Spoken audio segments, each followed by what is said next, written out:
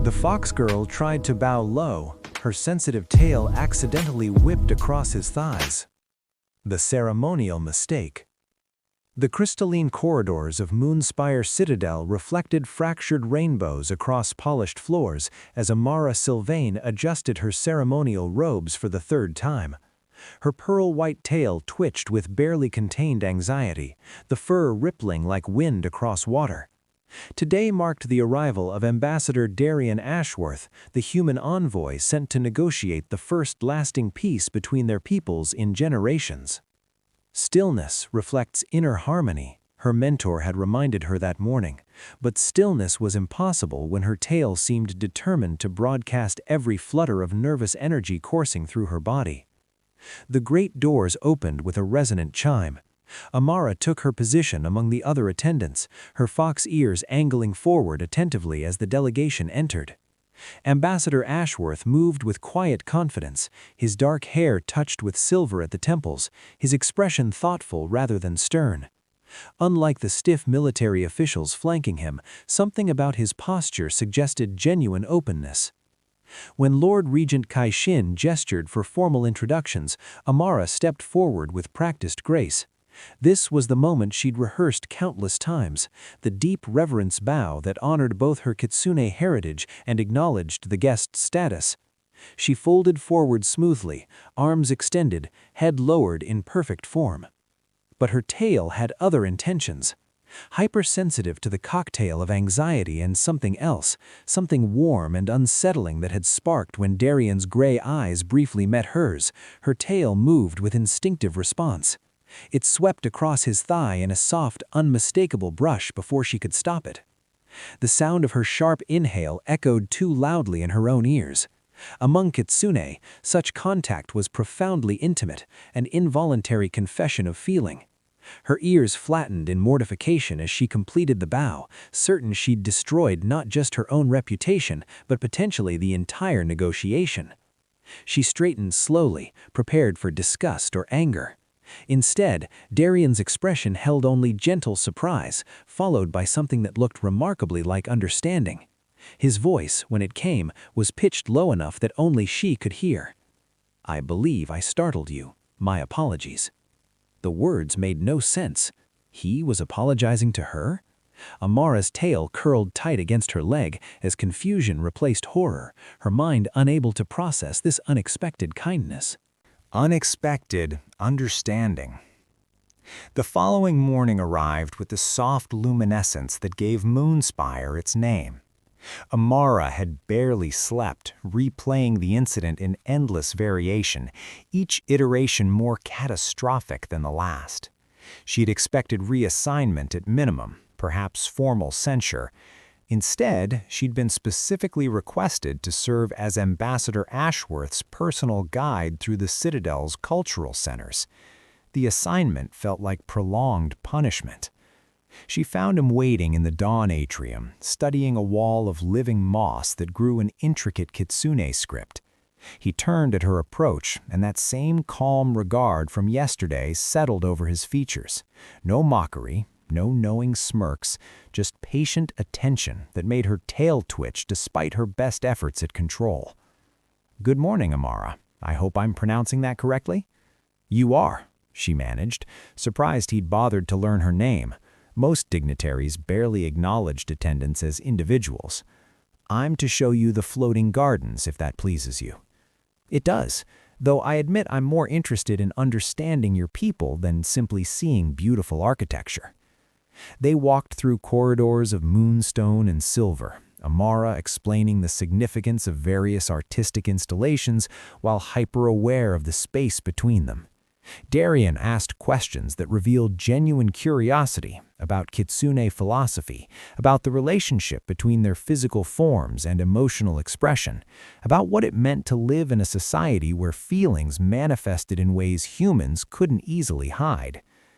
When they reached the floating gardens, where platforms of stone drifted on controlled gravitational currents, Darian paused beside a cascade of white blossoms. "Yesterday," he said carefully, "I noticed you seemed distressed. I've been wondering if I unknowingly violated some custom." Amara's throat tightened. He thought he'd offended her? No, the mistake was mine entirely. A mistake implies intention. What I saw was instinct. His gray eyes held her steadily. I may not understand all your customs yet, but I recognize the difference. Something shifted in Amara's chest. Here was a man who could have weaponized her embarrassment, used it to gain advantage in negotiations or simply for cruel entertainment. Instead, he offered her dignity she hadn't extended to herself. Her tail, which had remained rigidly controlled all morning, relaxed slightly. The subtle movement did not escape Darian's notice, and the small smile that touched his lips suggested he understood its significance, even if he didn't know the full meaning. For the first time since yesterday's incident, Amara allowed herself to breathe. The language of trust. 5 days into Darian's visit, Amara found herself anticipating their daily meetings with something uncomfortably close to eagerness. He'd become more than a diplomatic obligation. Their conversations ranged from philosophy to poetry, from theories of governance to shared laughter over cultural misunderstandings that came with good intent. Tonight, he'd requested to see the Starlight Conservatory, a glass-domed chamber where rare luminescent flora created ever-shifting patterns of blue and violet light. It was Amara's favorite place in the Citadel, somewhere she came when ceremonial demands became suffocating.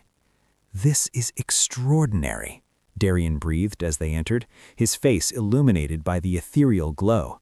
"Thank you for sharing it." "Most visitors prefer the throne room or the Hall of Mirrors," Amara admitted, guiding him toward the center, where a circular bench offered the best view. "This space is considered too quiet for formal tours." "Then I'm grateful for the exception." He settled onto the bench with visible relief. "I'll confess, the constant formality has been exhausting. I appreciate these moments where we can simply talk." They sat in companionable silence for a while, watching the bioluminescent vines pulse with slow, synchronized rhythms.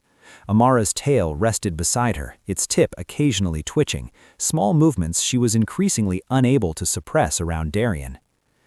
"May I ask you something personal?" Darian's voice carried careful respect. "If it's inappropriate, please say so." Amara's ears angled toward him. "Ask." "Your tail. I've noticed it responds to things beyond your conscious control. Among humans, we hide our feelings behind words and expressions, but you can't hide the same way, can you?" The observation was so accurate, so gently stated, that Amara's defenses cracked. "No, kitsune tails respond to genuine emotion. It's why we train from childhood to maintain composure, because our bodies will always reveal what we feel." "That sounds lonely," Darian said quietly. "Being judged for honesty you can't help expressing." No one had ever framed it that way. Most kitsune simply accepted it as reality. Most humans never thought to question it. But Darian had identified the core isolation she'd carried her entire life, the exhaustion of being transparent in a society that prized control. "It can be," she whispered. His hand moved slowly, deliberately, coming to rest on the bench between them, an offering, not a demand. "For what it's worth, I don't find your honesty a flaw. I find it remarkably brave." Amara's tail, unbidden, curved slightly toward his hand. She caught the movement immediately, started to pull back, but Darian's expression stopped her. He wasn't recoiling. He was waiting, letting her choose. And in that patience, something inside Amara began to unfurl like the luminescent flowers surrounding them. Choosing vulnerability. The peace negotiations concluded successfully on the 10th day of Darian's visit.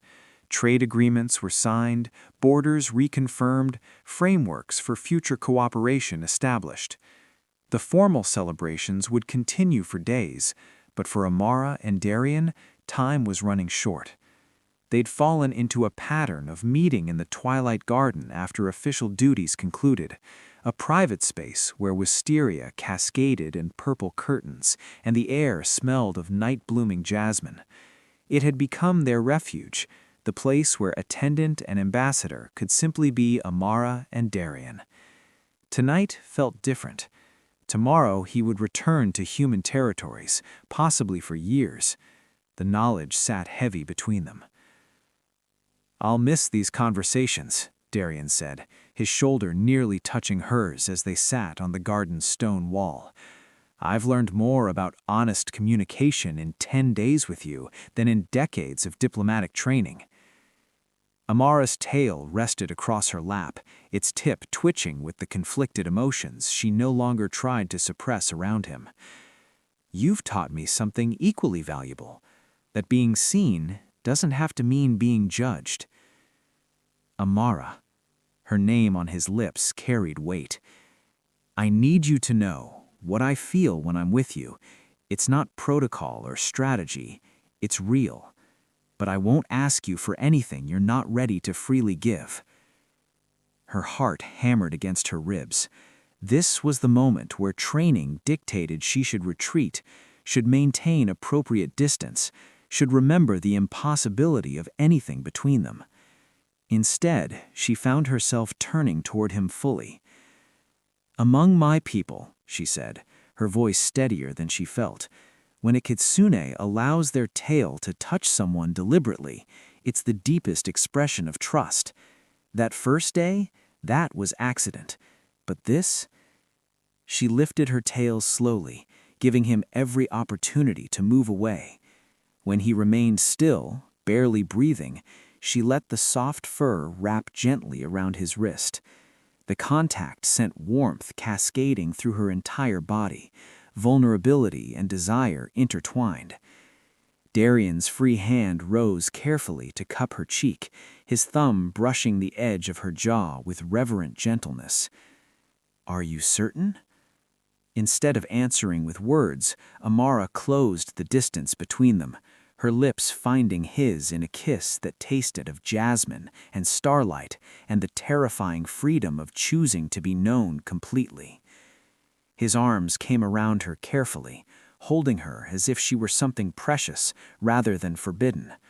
Her tail tightened around his wrist, her hands finding the fabric of his shirt, and for the first time in her life, Amara's body and heart spoke the same language without shame.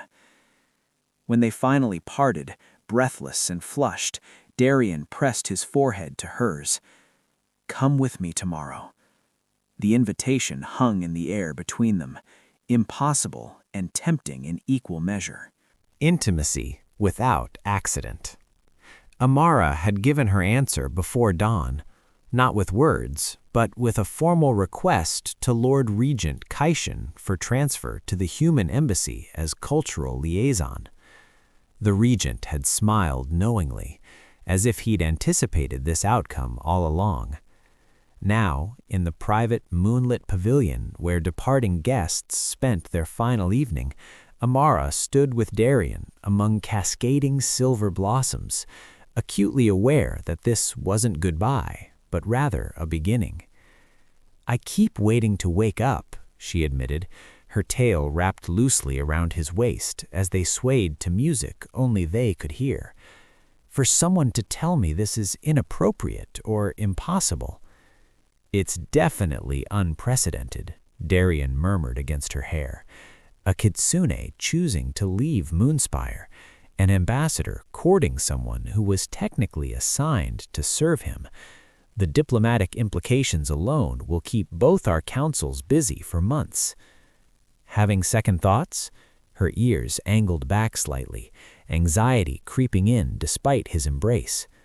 He pulled back just enough to meet her eyes, his hands settling at her waist with familiar reverence. "Never. Though I should warn you, human territories don't have floating gardens or bioluminescent conservatories. My estate is considerably less magical." "You're there," Amara said simply. "That's magic enough." His kiss this time carried deeper promise, his mouth moving against hers with growing urgency. Amara responded with equal fervor, her hands tangling in his hair as her tail traced patterns along his back. 7 days of careful restraint dissolved into honest desire, their bodies finding a rhythm that required no translation. "Tell me if I'm moving too fast," Darien breathed against her neck, his hands sliding beneath her ceremonial robe to find warm skin.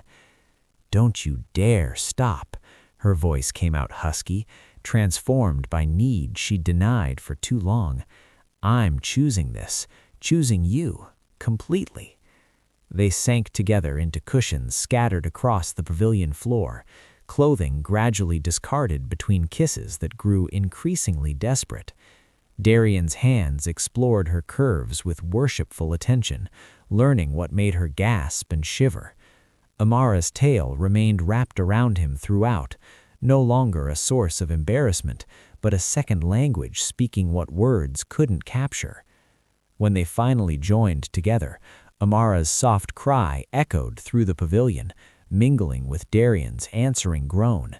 They moved in synchronization, building toward a peak that crashed over them simultaneously, leaving them trembling and tangled in the aftermath. Later, wrapped in each other beneath silk blankets, Darien traced idle patterns along her spine, while her tail curled contentedly around his leg. "I love you," he said simply, as if it were the most natural truth in existence. "Your sensitivity, your honesty, your remarkable courage. I love you too. Thank you for teaching me that intimacy doesn't come from accidents, but from the freedom to choose vulnerability on my own terms." They fell asleep to the sound of night blossoms opening, their future uncertain, but their present perfect. Lessons in love and trust.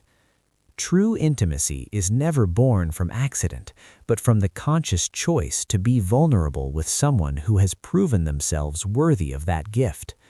The qualities we're taught to hide as weaknesses, sensitivity, honest emotion, unguarded reactions, are often the very traits that allow genuine connection to flourish.